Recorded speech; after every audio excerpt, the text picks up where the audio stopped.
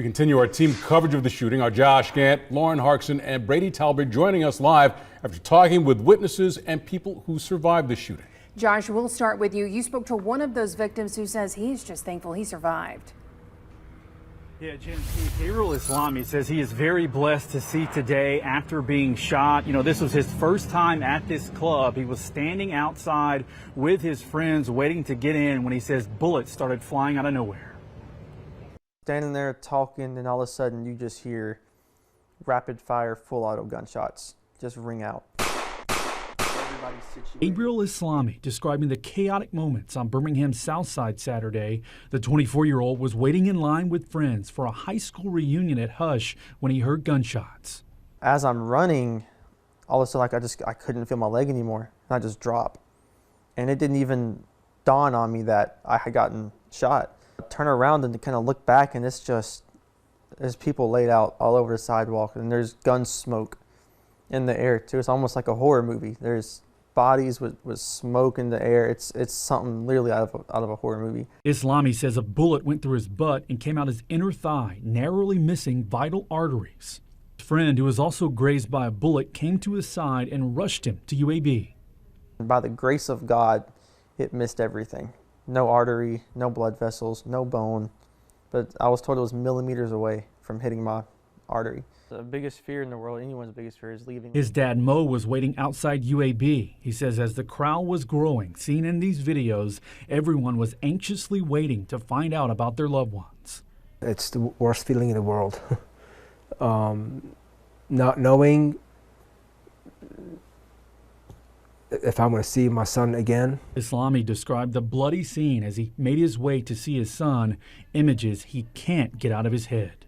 As I walked through the trauma unit, there was bed after bed after bed of young people, blood everywhere, and the worst part of it was not knowing who's going to make it, who's not going to make it.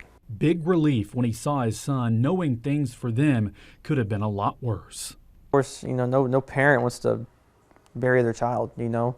So I mean, it's got to stop. I mean, if people have issues with each other, there's other ways besides resorting to violence and ruining your life as well as ending another's in the process. Really echoing there what his son says. He says something has to give when it comes to this gun violence. I'm joined now by our Brady Talbert, picks up our team coverage after hearing from local leaders about all of this. The mayor really fed up with it. Yeah, a lot of emotions today, I can tell you that. The mayor vented his frustration about all this gun violence that we've seen in the Magic City recently, in particular criticizing the way politics is playing into public safety. I really don't care. I don't give a damn about partisan. I don't care about Democratic politics, Republican politics. What is my top priority, along with the Birmingham Police Department, is public safety. Birmingham Mayor Randall Woodfin calling on both state and federal lawmakers for gun reform. In 2022, Alabama Governor Kay Ivey signed the permitless carry law, which allows people to carry a concealed gun without a license. The mayor says this is part of the problem. You see, we are prepared to be overly aggressive, dogmatic, if you will, and go after every shooter in the city. But as it stands, they can ride around with no permit. There's a certain element in this city, there's a certain element in this community who are too comfortable riding around with semi-automatic weapons, automatic weapons, conversion switches, and everything else. Woodfin asked members of Congress to reinstate a measure similar to the assault weapons ban signed by President Clinton in the 90s. It was lifted in 2004. Our country, and not just our country, but the city of Birmingham, in that 10-year window, saw the lowest form of gun violence. We don't have any interest in this whole debate about Second Amendment rights. We don't have any interest in people who want to protect their homes, militia, whatever else you want to say.